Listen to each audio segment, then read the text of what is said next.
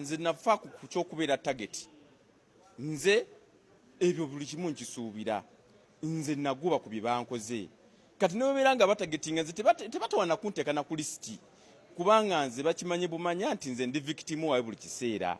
Era Jibs chapat ewandegeya oyagala Rolex chikomando chanyama cha bijanjalo oba oyagala chapati eri plain ne ka pizza aka chapati nako bakakolera tukuleetedde Jibs chapat wali ewandegeya ayina customer care ennungi okuzaama ate nga ne delivery akikolera ddala munnange gwamwetaaze mukubire ku namba y'essimu 0753 740073. nina kubeerawo kukola ebyo bye nsuubirwamu kukola era bwe mba sibikoze awo ensulo yeewuunya kati bwebeera nga bo tebalina kye bankozeeko ensi ejja kubeewuunya nnyo kuba nange nkya mbeetegekedde nze ky'okufa Magombe nasimbayo kitooke. Tulabe omuntu era atali member wa parliament tujja mwekolerako bigambo nti I will crush you.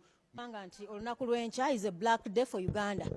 Lunaku lwa biddugavu buli abaliyo mwenna mwenna ebweru muteekeko bulaaka okulaga mu okusookera ddala bino byonna ebiriwo si bipya byali bibaddewoko n'okutiisatiisa okusingako wano kwali kubaddewoko tujjukira bulungi nnyo. Nze nafa ku kyokubeera target. Nze ebyo buli kimu nkisuubira. Nze naguba ku byebankoze. Kati nebeera nga batagetinga nze tebatawana kunteeka na ku lisiti. Kubanga nze bakimanye bumanya nti nze ndi victim wa buli kiseera. Era nze nina kubeerawo kukola ebyo bye nsuubirwamu kukola. Era bwe mba sibikoze awo ensulo yeewuunya. Kati bwebeera nga bo tebalina kye bankozeeko ensi ejja kubeewuunya nnyo kuba nange nkya mbeetegekedde nze ky'okufa Magombe nasimbayo kitooke. N'ogu n'omu Museveni bw'obanga oyagala okulaba ng'okyankalanya eggwanga lino gezaako okulaba ng'okaka bannayuganda ekintu kye batayagala okulaba nga abannayuganda akantu ke badde kasigazzaawo kokka nga wamala okutta cooperative union zonna n'oziteeka ku ttaka ebintu ebyenjawulo cash crops ez'enjawulo zonna n'ozitta kati kofi abantu gwadde basigazzaawo akatono bwe kati nakuko oyagala okutta ffe tugenda kukola ogwaffe tugenda kusimbira ensonga enekkuuli tugenda kugigaana nga bwe tuze tugigaana naye bannayuganda ku mulundi guno bulijjo mubadde ebintu bino mubirekera bannabyabufuzi eno ku palamenti nga mumanye ebibeera bivaayo nenge gye biggwamu ku mulundi guno bwe mutwegattako tewaliwo kigenda kugaana tugenda kusigala nga tuli kimu ffeno mu palamenti nammwe ewabweru twagala ng'eno muliro bwe tugukuma eno kubanga bo ab'enaalemu beepanze bulungi nnyo enkya nga bakungiddwa Museveni yennyini okujja enkya bakyankalanye bakole effujjo lyonna naffe tuzze okubalagako naffe tukoze saaga amaanyi ge balowooza ge tulina amatono tukole kye tusobola bwebanga bazze twagala kutukurashinga naffe tuli lwedde okubakurashinga katugenda kubanga atandekera simulekera lwe lunaku lw'enkya ne bannayuganda tusabeeyo nammweyo mubeerenga nammwe amaloboozi gammwe gali waggulu mukole kye musobola buli muntu akole akatono k'asobola okubanga akola gwe atasobola by'amaanyi tokola by'amaanyi gwe asobola ebyekinafu naawe kola byakinafu Museveni wabanga yalowooza agenda kukozesa maanyi wano mu palamenti ng'alowooza ffe tuli banafu naffe tugenda kukozesa obunafu bwaffe tugenda kukozesa ennamba zaffe ze balowooza nti entono tugenda kukozesa ekyo kye tusobola n'abo abantu be tunaabera nabo balowooza nti babatono oba bangi tukolewo waakiri statement ejja okulaba nga ebeera ku record esigalako bakimanye nti Museveni alisiza maanyi naffe tusobodde okukola kye tusobola naye bannayuganda singa batwegattako tebajja kusobola lutalo luno. Si buli muntu nti yeetaaga kujja ku palamenti kuba wano abantu basindika ababaka baabwe ku palamenti abasobola okubeera ku nguudo mubeereeko abasobola okukolera ewaka wammwe mubeere ewaka abasobola okubeera ku maneri mubeere buli muntu w'osobola buli muntu w'oli woba okolera ekyo ky'osobola nange wano mwansindika mu palamenti nange wano wengenda okukolera ebyange woba osobola kujja ku geti nebeera ku geti oba osobola kubeera waliwo bagadde woba obeera wonna w'osobodde asobola okukozesa obukodyo n'oyitawo nga gw'oyitawo so buli muntu akole kyasobola tulabe nga buli omu ogamba nti nange naliko kye nnakola kuba abaana baffe n'abazzukulu b'abazzukulu bagenda kubeerawo mu nsi muno bagambe bakadde baffe baakola ki abaaliwo baakolawo ki ti kino kye twakola nga naawe wakirimu. Nze nafa ku kyokubeera target. Nze ebyo buli kimu nkisuubira.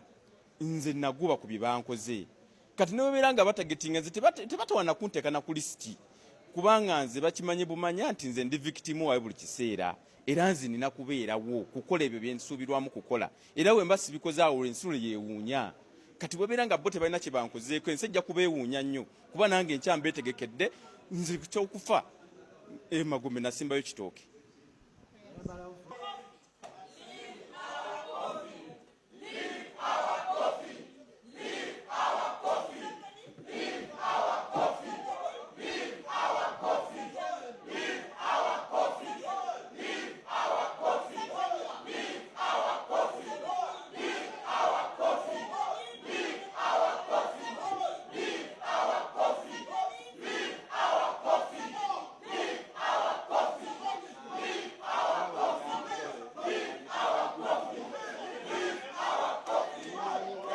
Twagala okutegeeza Mwai Museveni agenda akange basobola owa orders abo babeera abasirikale nga commander in chief.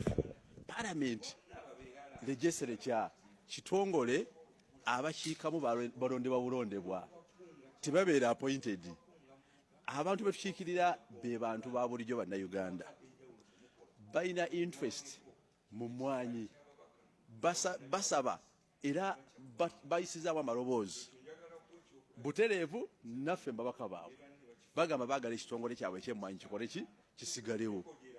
Palamenti nga eweereddwa obwaganya okutambula mu nkola ennambulukufu ndowooza buli mubaka kiyandibadde ayimirirako. Kati olukwe lwa Mwai Museveni okutandika okusalako palamenti leero tugeze okuyingira olwaleero nga basazeeko dda palamenti abasirikale aba buli uniformu kikulaga nti olwo luba mupango gwa kuteekawo kutya nakangakanga. So nga opposition tutudde olwaleero ne tukkaanya okuyimirira ku nsonga y'emu ku defendinga institution eya parliament, okudefendinga interest ez'abannayuganda. Ate bannayuganda baagala kimu, emmwanyi ekole ki esigale, ekitongole ky'emmwanyi kisigalewo, era tugenda kwaŋŋanga buli kyonna kye banaba bateeseteese mu interest z'abantu kubanga twalayira okutaasa ssemateeka ne parliament n'okutuusa ebirowoozo by'abantu baffe. Tuli ready, tuli determined kubanga mu nfuga ey'amateeka twetaaga kuyingirira nkola ya parliament. Ntituleka okuwulira ebigambo nti I will crush you Mr. Museveni nga tukozesa amateeka, we shall crush you back. Ako ngabaka ba parliament ku defendinga sanctity ya parliament. Tulabe omuntu yena atali member wa parliament tujja mwekolerako because ati baba bakimye ki mu parliament. Parliament ena kuba free from intimidation, tena kuba mukangakangibwa. So ogwaffe bwe twalira okutaasa ssemateeka ne parliament tugitaasanga institution bweri yenna atali member wa parliament ngona muleta oba yambadde bukookolo oba yeesize eki, tujja kozesa buli kye tusobola okukozesa okulaba tudefendinga sanctity eya parliament. Parliament emanyikiddwa, kyemba za parliament zimanyikiddwa, ebeerayo kuteesa na biteeso siba mundu siba kangakanga. So parliament erina kuba mu fola eyaayo. That's why ife mu nteekateeka yaffe tumanyi rules of procedure za parliament, era tujja kudefendinga parliament nga tukozesa rules of procedure n'amateeka gamanyikiddwa, ne bwe tulaba ekiri wabweru w'amateeka tukigiringa nakyo nga bwe kizze. Nti olunaku lw'enkya is a black day for Uganda. Lunaku lwa biddugavu. Buli abaliyo mwenna ebweru muteekeko bulaaka okulaga mukulu Museveni nti lino eggwanga lyaffe. Abamu bedamba buli gavumenti ye yaleeta UCD era yegiza yani gavumenti. Gavumenti ye mwenange. Mukulu Museveni tumutegeeza nti mukuumi waffe. Sefu yaffe erimu ebyaffe twamuwa kasumuluzo tukamujjako saawa yonna. So mukulu tukutegeeza bino simanyi bano abakulembeze they are misleaders, siba leader. Tusaba okutegeeza nti abantu otera n'ojjukiza abantu nti you are pro people, oli mukulembeze w'abantu. Mukulembeze ekyo w'abantu atawuliriza abantu. Tulekeraawo okulimba eggwanga nti okujjawo UCD essaawa eno nti oba okendeza ensaasanya ya gavumenti. Na bino byagambye omusaala okola amakubo mubuuze omukulembeze w'eggwanga nti annyonnyole Uganda ne bannayuganda lwaki yeewola ssente ku lw'eggwanga. Trillions 14 zituula ku akawunti za gavumenti nga tezikoze ffe ne tusasula amagoba. Njagala mumubuuze lwaki ebitongole bya gavumenti ebisinga 90% of government agencies bikyapangisa buli mwaka tusipendinga obuwumbi 185 mu kupangisa ebizimbe bya gavumenti. Mumanyi lwaki tuli awo? Kuba ebizimbe byabwe tubipangisa ebbeeyo yo waggulu. Lwaki tulina donations buno obulabo omukulembeze bwagenda nga agaba? Tulina donations budget ya bilioni 157 awo ina budget ya ministries nga 5. So twamusaba nti wowe yagala kutunula mu bya misaala leeta kye bayita salary review commission. Abasomesa ba science babasasulanga bwe bagadde, aba arts ne babalika wansi. So tumusaba mukulu Museveni enkya bagiyita togikwatako part 2 enkya deployment yonna kaagikole tugenda kujja mu palamenti wano kiggwera wano nzijukiza ababaka bannange bonna nti abantu be batulonda tuli wano kulwa bannayuganda ne mukulu Museveni ali wano kulwa bannayuganda kaakati tukubuuza bannayuganda bagambye nti ffe mwanyi UCDA tukyagala ebeerewo gw'olwana nnyo nti UCDA eveewo okoleraani omukulembeze w'eggwanga okoleraani ffe bakama abo tugamba nti twagala UCDA ekirala kyekyatwaza ekyuma ky'emmwanyi entuŋŋamo balima emmwanyi zenkanaki bannayuganda mbabuulira luno lukwesikwesi lwa kumeyawo peneti baagala muwa mmwanyi abeere nga yatusalirawo akatale so kye muva mulaba nti kati bakugambye emyaka enesatu tugibajjeeko luli twali tubagamba nti tugenda bbawaayo emyaka 3 nakakati tugijjeewo mujjukire ripooti ya komiti ya fuluma eya agriculture nga bagamba emyaka 3 mwegiri ffe twabagamba nti tetwagaana kuwulira ku myaka kuba twakitegeera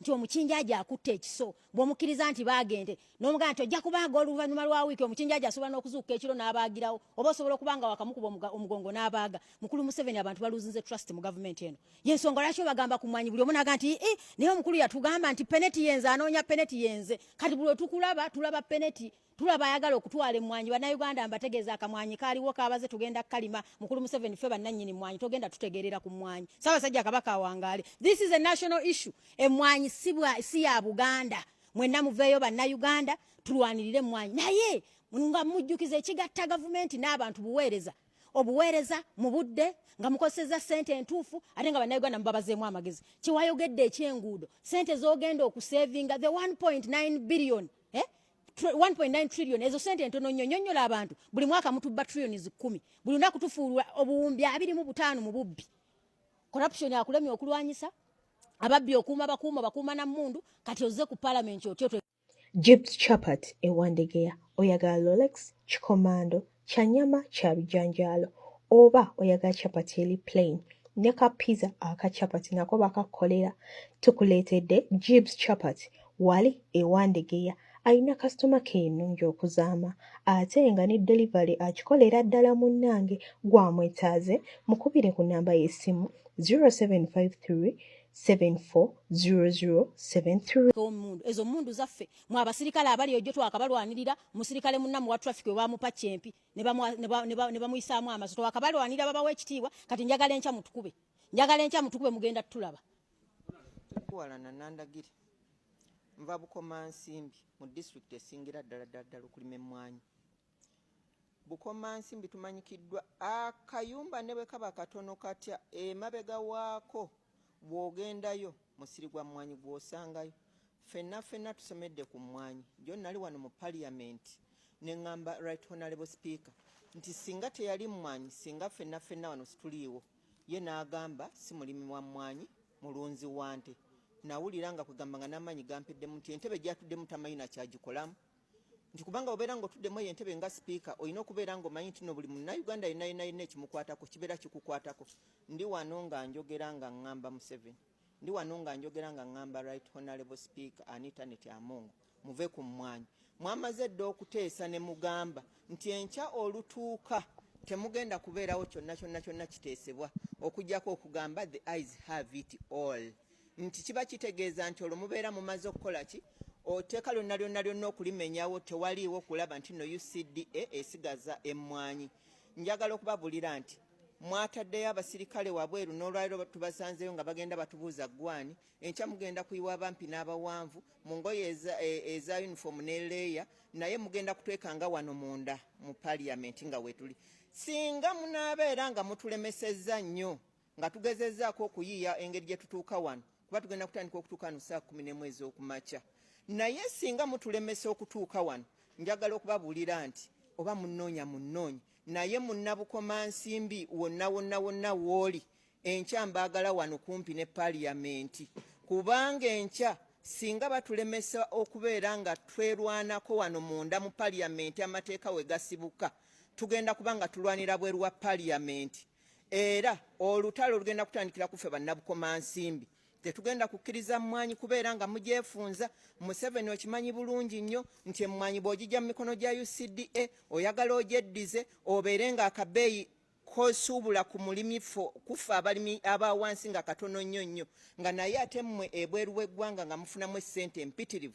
ate UCDA nga si bwe badde kikola ebadde ng'egenda nefuna international market ne tubeera nga abalimi bali considered nga imagine ekiro emmwanyi ebadde ku 1,114 ekibadde kitatera kubeerawo immediately bino we byatandise okubeerawo abasuubuzi bonna ne batya nekka olwaleero egenze ku 1,000 kitegeeza nti no singa ekyenkya nakyo kitulemerera ejja kubanga egenda ne ku 2,000 kilo then bo babeere nga ate mu international market Brazil and elsewhere nga babeera basobola okubeera nga bagitunda gumu kakaago ba 2,000.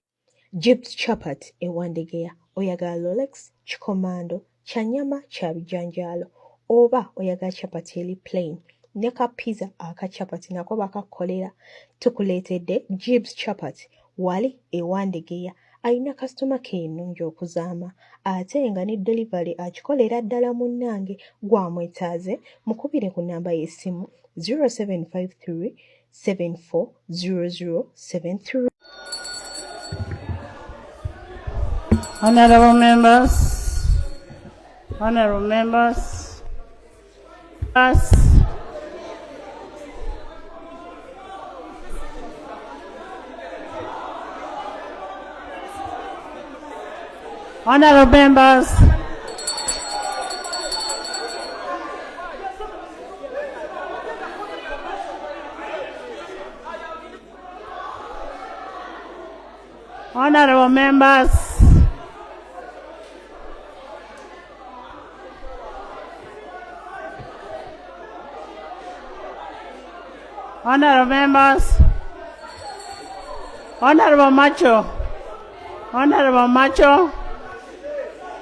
Honorable Macho,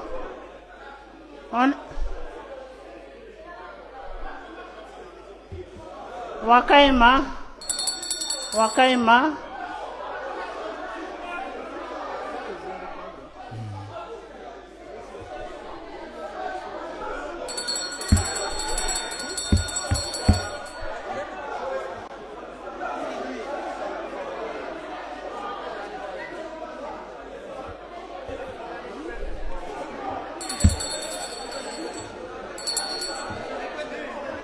Honorable members, Item 2 on the order paper.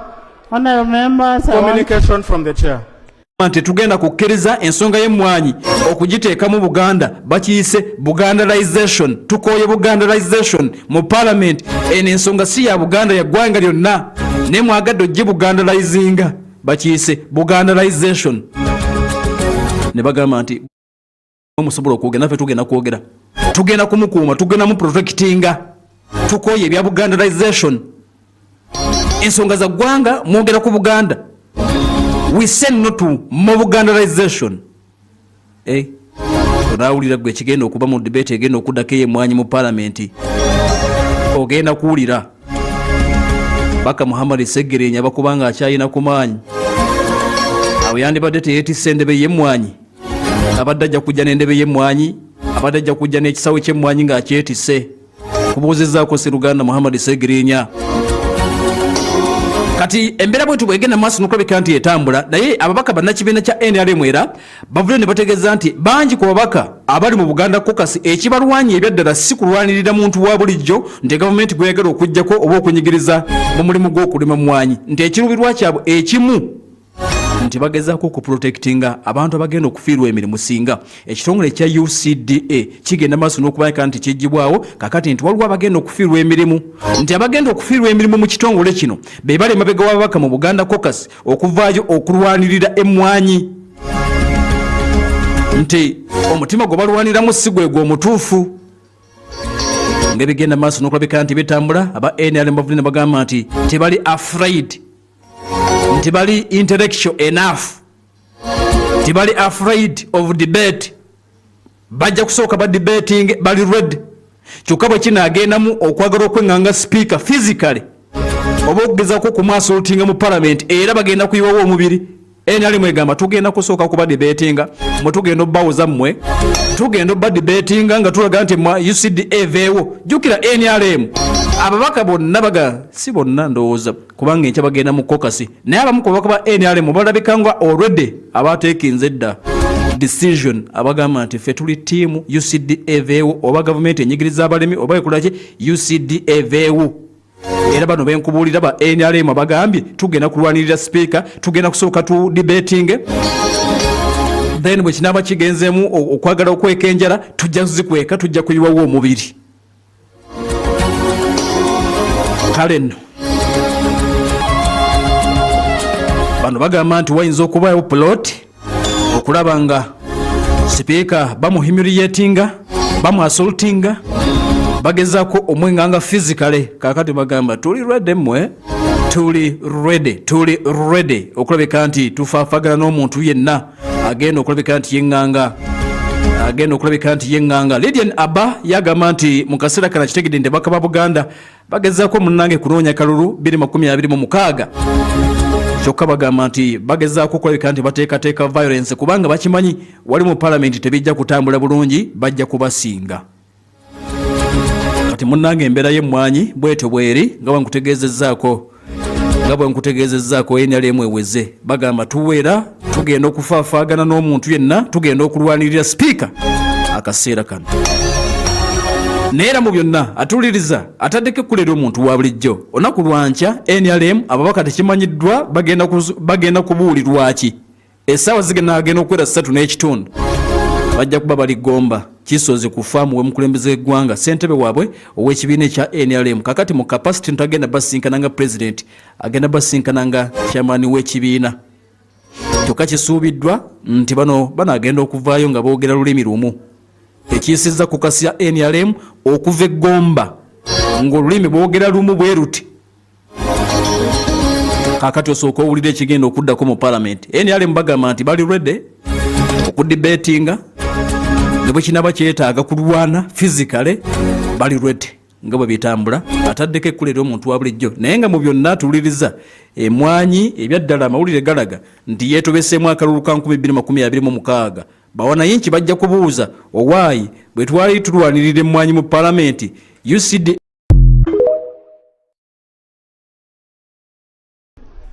Right, Honorable Speaker, we did see you make remarks that seemed to prejudice a particular tribe.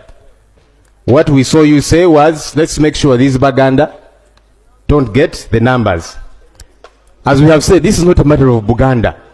Coffee has grown in different parts of the country. So I was very disappointed to see my leader, my speaker, make those remarks as if this is a battle against Buganda.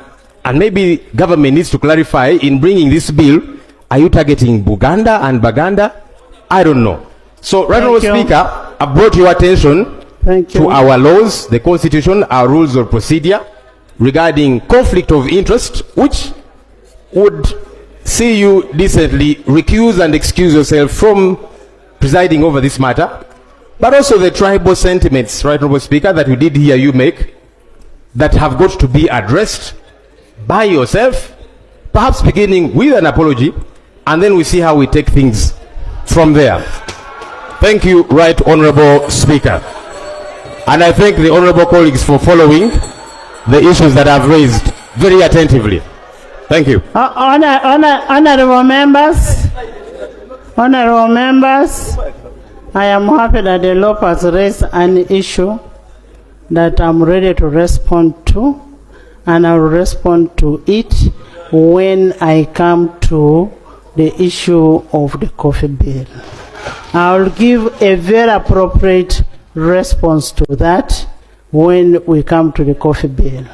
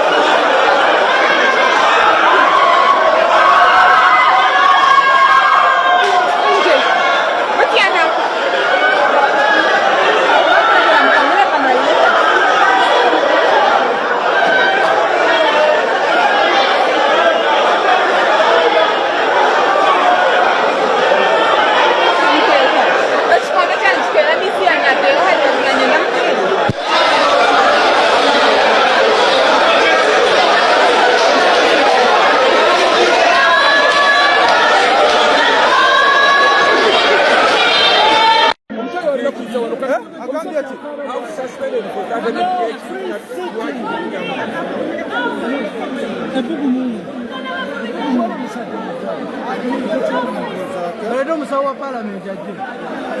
Omusawo wa palamenti ajje wano eno yakkirizibwawo. Ne baleeta omusawo. Omusawo ajja.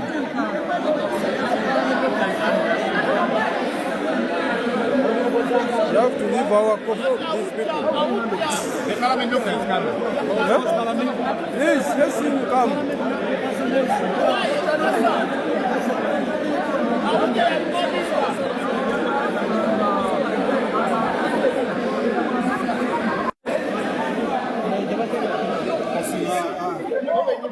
Yes.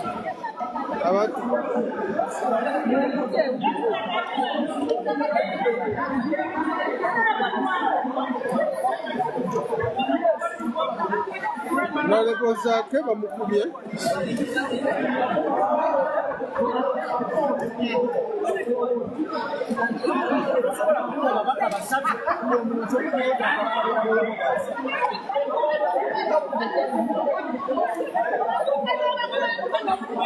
Ababuka nokola atya?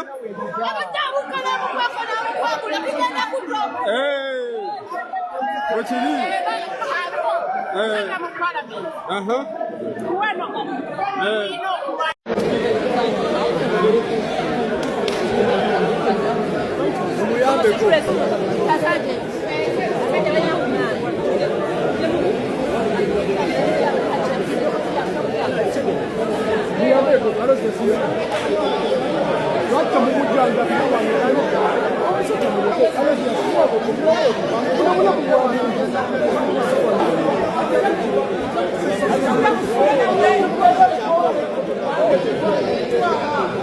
Vamos